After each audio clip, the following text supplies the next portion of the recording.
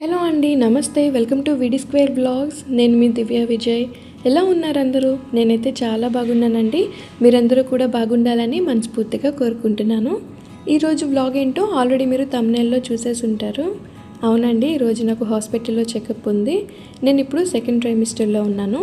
ఈ ట్రైమిస్టర్స్ గురించి ప్రతి ప్రెగ్నెంట్ ఉమెన్కి తెలిసే ఉంటుందండి. 1 నుంచి 3 నెలల్ని ఫస్ట్ ట్రైమిస్టర్ అని, 4 నుంచి 6 నెలల్ని సెకండ్ ట్రైమిస్టర్ అని, 7 నుంచి 9 నెలల్ని థర్డ్ ట్రైమిస్టర్ అని చెప్పి అంటారు. ఇప్పుడు నేను సెకండ్ ట్రైమిస్టర్లో ఉన్నానండి, అంటే 5th మంత్. నేను రోజులానే నా ఇంటి పని మొత్తం స్టార్ట్ చేసుకున్నా అండి. ఇంతకుముందు వీడియోలో నా డైలీ రొటీన్ మొత్తం చూపించాను. ఎవరైనా చూడాలి అనుకుంటే ఆ వీడియో కూడా చూడండి. ఈరోజు స్పెషల్ ఏంటంటే పచ్చి మెత్తళ్ళ కర్రీ చేస్తున్నానండి. మా విజయవాడ సైడ్ అయితే మెత్తళ్ళు అంటారు, కొంతమంది నెత్తళ్ళు అని కూడా అంటారు. ఇవి నేను డ్రైగా ఉన్నవి అంటే ఎండు మెత్తళ్ళ కర్రీ అయితే తిన్నాను, కానీ పచ్చివి తింటాం ఇదే ఫస్ట్ టైం అండి. వీటిని నేను మెటుగు అనే షాప్ నుంచి, అంటే స్విగ్గీ ఫుడ్ డెలివరీ యాప్లో రా మీట్ని కూడా ఇంట్రడ్యూస్ చేశారండి రీసెంట్గా. వాటిలో వన్ ఆఫ్ ద షాపే ఈ మెటుగు.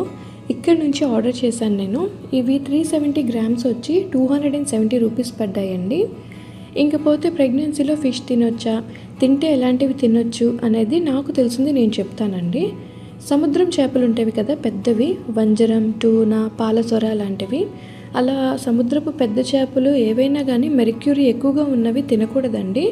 ఇంకా చెరువుల్లో పెంచే బొచ్చె, రాగండి, కానాగంతులు, రొయ్యలు, మట్టగిడిసెలు లాంటివి తినొచ్చు.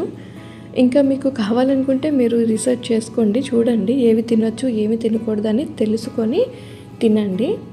నేను కర్రీ కుక్ చేయడానికి ప్రిపేర్ చేసుకుంటున్నానండి. అంటే ఇంగ్రీడియంట్స్ అన్నీ కూడాను మిక్సీ పట్టాల్సినవి మిక్సీ పట్టి పక్కన పెట్టుకుంటున్నాను, బ్రేక్ఫాస్ట్ చేసి మొదలు పెడదామని చెప్పి. ఇంకా బ్రేక్ఫాస్ట్కి కూర్చొని ఇంట్లోకి కావాల్సిన కొన్ని గ్రోసరీస్ అయితే గుర్తొచ్చాయి. ఇక అవన్నీ బ్లింకిట్లో ఆర్డర్ పెట్టేసుకున్నానండి. ఈ ఎండలకి బయటికి వెళ్ళలేక ఇలా ఆన్లైన్లో ఆర్డర్ పెట్టుకుంటున్నాను. ఇవైతే ఆర్డర్ చేయగానే 10 మినిట్స్లో మన ముందు ఉంటాయి. మా పాపకి formula milk powder and diaper, some fruits, vegetables, eggs ఇవన్నీ ఆర్డర్ పెట్టుకున్నాను. అవి కలెక్ట్ చేసుకుంటూ మా వారితో కూడా ఫోన్ మాట్లాడేశానండి. ఇంకా కర్రీ స్టార్ట్ చేశాను. నా స్టైల్లో ఎక్కువ మసాలాలు యూజ్ చేయకుండా సింపుల్గా చేశాను. ప్రాసెస్ ఏంటో మీరు కూడా చూసేయండి. ఈ ఫిషెస్ అయితే ఐస్ పోయేంత వరకు కూడాను నేను వాటర్లో పెట్టానండి ప్యాకెట్. అంటే ముందు రోజు ఆర్డర్ చేశాను కదా, సో ఫ్రిడ్జ్లో పెట్టాను. ఈరోజు తీసి బయట పెట్టి ఐస్ అంతా పోయిన తర్వాత ఒకసారి నార్మల్ వాటర్తో కడిగేసి తర్వాత కల్లుప్పు వేసేసి కొంచెంసేపు పక్కన పెట్టానండి. కర్రీలో వేసే టైం వచ్చినప్పుడు వాటిని కడిగి నేను కర్రీలో వేస్తాను. ఫస్ట్ అయితే బాండీ పెట్టుకొని ఆయిల్ పోసుకొని మెంతులు, కొంచెం ఆవాలు వేసుకున్నానండి. అవి చిటపటలాడిన తర్వాత గ్రైండ్ చేసి పెట్టుకున్న ఆనియన్, గ్రీన్ చిల్లీ పేస్ట్ వేసుకున్నాను. అది మొత్తం బ్రౌన్ కలర్లో వచ్చేంత వరకు వేగాలండి, పచ్చివాసన పోయి. నెక్స్ట్ వచ్చేసి జింజర్ గార్లిక్ పేస్ట్ వేసుకోవాలండి. అది కూడా చక్కగా గోల్డెన్ బ్రౌన్లో వేగిన తర్వాత టొమాటో పేస్ట్ వేసుకోవాలి. టొమాటో పేస్ట్ ఏంటంటే ఆయిల్లో బాగా వేగి ఆయిల్ పైకి తేలిన తర్వాత చింతపండు రసం వేసుకోవాలి. ఆ చింతపండు రసంలో రుచికి సరిపడా ఉప్పు, కారం, పసుపు, కొంచెం కరివేపాకు వేసి మూత పెట్టేసి పులుసు బాగా మరగనివ్వాలండి. ఈ పులుసు మరిగేలోపు నేను ఎగ్స్ ట్రేలో సర్దుకుంటాను. ఆన్లైన్లో ఎగ్స్ బాగుంటాయా అంటే పర్వాలేదండి. ఒక్కొక్కసారి అన్నీ ఒకే సైజు వస్తాయి, ఒక్కొక్కసారి ఒకటి చిన్నగా ఒకటి పెద్దగా వస్తాయి. ఇంకా ఈ ఎగ్స్ ట్రే నేను మీషోలో తీసుకున్నానండి. క్వాలిటీ అయితే అంతగా బాగోలేదు, బట్ పెద్దగా కదిపే పని లేదు, ఒక చోట పెట్టి వాడుకోవచ్చు అని చెప్పి కంటిన్యూ అయిపోతున్నాను. నేను ఇవి ట్రేలో సర్దేటప్పుడు మీరు చూసారా, అది నేను ఒకదాని తర్వాత ఒకటి ఆర్గనైజ్ చేసి లాక్ చేస్తున్నప్పుడు వంగిపోతుంది ప్లాస్టిక్. అంటే అది ఎంత పల్చగా ఉందో ట్రాన్స్పరెంట్గా. అలాగే ఎగ్స్ అన్ని సర్దేసిన తర్వాత పైన టాప్ మూత కూడా చూడొచ్చు మీరు, అది కూడా వంగిపోతుంది పెడుతుంటే. కానీ ఏంటంటే 30 ఎగ్స్ ఒకేసారి పెట్టుకోవచ్చు, ఒక దగ్గర పెట్టి వాడుకోవచ్చు అని చెప్పి నాకు నచ్చింది. ఇక నేను వాడుతున్నాను అంతే. మీరైతే మంచి క్వాలిటీ ఉన్నది చూసి ఆర్డర్ పెట్టుకోండి. ఇంకా పులుసు బాగా మరిగిపోయిందండి, చేపలు వేసే టైం వచ్చింది. నేను ఉప్పు రాసి పక్కన పెట్టుకున్నాను కదా, వాటిని ఒక 2 టైమ్స్ కడిగేసేసి పులుసులో వేసేస్తున్నాను. యాక్చువల్లీ ఈ చేప ఉడకడానికి తక్కువ టైం పడుతుందండి, ఒక 10 మినిట్స్. అదే బొచ్చే రాగండి అయితే 15 to 20 మినిట్స్ టైం పడుతుంది. సో ఏంటంటే చాలా క్విక్గా అయిపోతుంది ఈ కర్రీ. చేపల పులుసులో వేసుకున్న తర్వాత ధనియాల పొడి, జీలకర్ర పొడి అండ్ కసూరి మెతి వేసి ఒకసారి కలిపేసుకుంటున్నాను. తర్వాత ఒక 5 మినిట్స్ హై ఫ్లేమ్, ఒక 5 మినిట్స్ లో ఫ్లేమ్లో పెట్టుకొని దించే ముందు కొత్తిమీర చల్లుతానండి. అంతే, ఇంకెటువంటి గరం మసాలాలు అలాంటివి నేను యూస్ చేయట్లేదు. నెక్స్ట్ నేను మ్యాంగోస్ కూడా ఆర్డర్ చేసుకున్నానండి. అంటే కొత్తగా వచ్చినాయి ఆన్లైన్లోకి, తినాలన్న క్రేవింగ్ వచ్చి ఆర్డర్ చేసుకున్నాను. చూడండి, ఒకటి మంచిగా వచ్చింది, ఒకటేమో కుళ్ళిపోయి వచ్చింది. నేనైతే కంప్లైంట్ రైజ్ చేశానండి. వేరే ఫ్రూట్స్ అయితే రీప్లేస్ చేయలేమన్నారు, కానీ అమౌంట్ రీఫండ్ వేస్తామన్నారు. మేబీ స్టాక్ లేదేమో వాళ్ళ దగ్గర. ఇంకా ఏదో డిస్కౌంట్ కూపన్ లాగా 25 రూపీస్ది ప్రొవైడ్ చేస్తామన్నారు, కానీ వద్దన్నాను. ఆ 25 రూపీస్ నేనేం చేసుకోను, నా అమౌంట్ నాకు రీఫండ్ చేసేయండి అని చెప్పాను. వాళ్ళు వితిన్ 12 అవర్స్లో వేస్తామని చెప్పి ఏదో మెసేజ్ పెట్టారు. నేనైతే కర్రీ అయిపోయిందండి. ఒకసారి ఫిష్ పీస్ అని పైకి చూపిస్తాను చూడండి. అది బాగా ఉడికిన తర్వాత రెండుగా చీలిపోయింది. దాని బోన్ ఉంటుంది కదా, అది స్పైన్, అది బయటకు వచ్చేసింది. నాకు ఈ ఫిష్కి అలా వస్తుందని తెలియదు. ముక్క అయితే ఉడికింది, ఇది ఎందుకు ఇలా వచ్చిందా అని చెప్పి అనుకున్నాను. బట్ టేస్ట్ అయితే సూపర్ ఉందండి. ఆఫ్టర్నూన్ లంచ్ చేసేసి చక్కగా పడుకుండిపోయాము. 4:30కి అలా లేచి రెడీ అయిపోయాము. 6 కల్లా హాస్పిటల్కి. మా మదర్ వచ్చారండి. ఇంకా మా దేవాంశి చూసారా, తన బ్యాగ్ తనే మోసుకుంటుందంట. పెద్దదైపోతుంది నా కూతురు. డ్రైవర్ కూడా వచ్చాడండి. ఇక మేము హాస్పిటల్కి స్టార్ట్ అయిపోయాము. యాక్చువల్లీ నేను విజయవాడలో స్కానింగ్ చేయించుకొని పోరంకి వెళ్ళాలండి.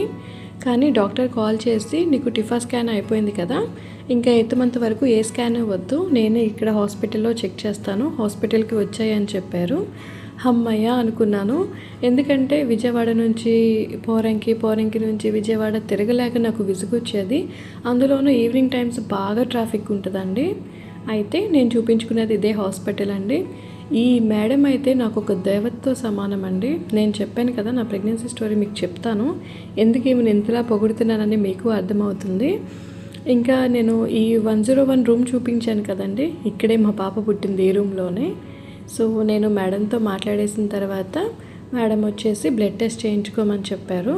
నేను థైరాయిడ్కి టెస్ట్ అండి ఇది, ఎవ్రీ 3 మంత్స్కి ఒకసారి చేయించుకుంటాను. సో థైరాయిడ్ టెస్ట్కి బ్లడ్ ఇచ్చేసాను. యాక్చువల్లీ నేను 2 ఇయర్స్ నుంచి నా లెఫ్ట్ ఇయర్కి ఉన్న హోల్ పెద్దగా అయిపోయి చాలా ఇబ్బంది పడుతున్నానండి. ఏ ఇయర్ రింగ్స్ పెట్టుకుందామన్నా కానీ అవి ఊడిపోతున్నాయి. గోల్డ్ అయితే చాలాసార్లు పడిపోయిందండి. సో నేను దీనికి సొల్యూషన్గా యూట్యూబ్లో చాలా వీడియోస్ చూశాను. అంటే వాటిలో ఏదో ఒక గమ్ లాగా పెట్టి స్టిక్ చేసి వదిలేస్తున్నారు. అది కొన్ని రోజులకి ఏంటంటే చెవంతా ఇన్ఫెక్ట్ అయిపోతుంది. ఆ వీడియోస్ అన్నీ చూసి నాకు భయం వేసింది. ఎవరిని అడగాలో ఇంకేంటో నాకు తెలియలేదు. సో డైరెక్ట్గా ఈ డాక్టర్ మేడంని అడిగేశాను అనమాట. మేడం అన్నారు, చాలా చిన్న సర్జరీ నేను చేసేస్తాను, ఇప్పుడు నీకు ఓకేనా, లేకపోతే ఇంకెప్పుడైనా వస్తావా అని అడిగారు. నాకు ఇంకెప్పుడైనా ఓపిక లేదమ్మా, ఇప్పుడే చేసేసేయండి అని చెప్పి అన్నాను. యాక్చువల్లీ రిలీఫ్ అయ్యాను నేను, నా ప్రాబ్లమ్కి సొల్యూషన్ దొరికిందని చెప్పి. సర్జరీ వీడియో అయితే నేను పెట్టట్లేదండి, వైలేషన్ రెస్ట్రిక్షన్స్ ఏమైనా ఉంటాయేమో అని. బట్ ప్రాసెస్ అంతా నేను చెప్తాను. ఇయర్ హోలు పూర్తిగా చెవి కింద వరకు కట్ చేసేసి పైకి కుట్టేశారండి. 1 మంత్ తర్వాత న్యూగా హోల్ పెట్టించుకోవాలి మనం. ఇంకా ఈ 1 వీక్కి యాంటీబయాటిక్ ఇచ్చారు నాకు. ఈ స్టిచ్చెస్ కూడా స్కిన్లో కలిసిపోతాయంట. కాకపోతే 1 వీక్ తర్వాత వచ్చి ఒకసారి కనిపించమని చెప్పారు. ఇంకా ఈ ప్రాసెస్ అంతా కంప్లీట్ అయిపోయేసరికండి నైట్ 10:30 అయిపోయింది. బట్ స్టిల్ రోడ్ మీద వస్తుంటే నాకు ఒక షాప్లో చెప్పుల స్టాండ్ కనిపించింది. మా చెప్పుల స్టాండ్ పాడైపోయిందండి. స్టీల్ది ఉందేమో, పెద్దది ఫైర్ ర్యాక్ది అడగమని చెప్పి మా డ్రైవర్ని పంపించాను. అతనేమో చిన్నవి ఉన్నాయంట మేడం, పెద్దవి లేవు, పెద్ద వాటిలో ఐరన్వి ఉన్నవి అని చెప్పాడు. ఇంకా మా హస్బెండ్ని ఒకసారి అడిగాను. ఆయన అయితే ఐరన్వి వద్దు, తుప్పు పట్టేస్తాయి, స్టీల్వే తర్వాత తీసుకుందువులే, ఇంకా చీకటి పడిపోయింది, లేట్ అయిపోయింది కదా, ఇంటికి వెళ్ళిపో అని చెప్పి అన్నారు. సో నేను ఇంటికి వచ్చానండి. మా కర్మ కొద్దీ మేము ఇంటికి రాగానే పవర్ కట్ అండి. పక్కన అపార్ట్మెంట్లో చక్కగా జనరేటర్ రన్ అవుతుంది. అట్లీస్ట్ మా అపార్ట్మెంట్లో జనరేటర్ ఆన్ చేసేవాళ్ళు కూడా ఎవరు లేరు. ఇంకా ఇనిషియేటివ్ తీసుకుని ఎవరు కూడా ఆన్ చేయలేదు. 1 అవర్ మేము చాలా సఫర్ అయ్యాము. తర్వాత పవర్ వచ్చిందండి. నెక్స్ట్ ఇది వచ్చేసి సెకండ్ డే ఈవినింగ్ అండి, సర్జరీ చేయించుకున్న second day evening. Morning shower చేశాను, అప్పుడు కొంచెం ఊడింది. ఈవినింగ్ షవర్ చేశాను, ఇంక పూర్తిగా ఊడిపోయింది. సో నేను ఇంకా తీసేద్దాము, 24 అవర్స్ అయిపోయింది కదా అని చెప్పి ఆ ప్లాస్టర్ రిమూవ్ చేస్తుంటే పెయిన్ ఉందండి. గండు చీమ కొడితే జుమ్ జుమ్ అని లాగుతుంది కదా, అంత ఉంది. అంటే భరించగల నొప్పే. సో అలా తట్టుకొని ఇంకా ఆ కాటను ప్లాస్టరు మొత్తం తీసేసాను. ఇంకా నా దగ్గర బెటాడిన్ ఉంటే దాంతో క్లీన్ చేసుకొని కుట్లు హీల్ అవ్వడానికి ఒక ఆయింట్మెంట్ ఉందండి నా దగ్గర, అది అప్లై చేసుకుంటున్నాను. యాక్చువల్లీ డాక్టర్ నాకు ఇవేం చెప్పలేదు, బట్ ఏంటంటే స్నానం చేశాను కదా, వాటర్ వెళ్ళింది కదా, నీరు పట్టిద్దేమో లేదా నేను తినే ఫుడ్ వల్ల ఏమన్నా పసు పట్టిద్దేమోనని ఇలాగా ముందుగానే ప్రికాషన్స్ తీసుకుంటున్నాను. చక్కగా చెవు డ్రైగా నీట్గా ఉంటే త్వరగా కుట్లు మానుతాయి. సో అందుకనే ఇలా చేస్తున్నాను. నేనైతే ఈ ఇయర్ రికవరీ గురించి ఫర్దర్ వీడియోస్లో మీకు అప్డేట్ ఇస్తూ ఉంటానండి. ఈ వీడియో అయితే ఇక్కడితో ఆపేస్తున్నాను. ప్లీజ్ నా వీడియో చూసి వెళ్ళిపోకుండా లైక్ చేసి, షేర్ చేసి, సబ్స్క్రైబ్ చేసి సపోర్ట్ చేయండి. Thank you for watching. Bye bye.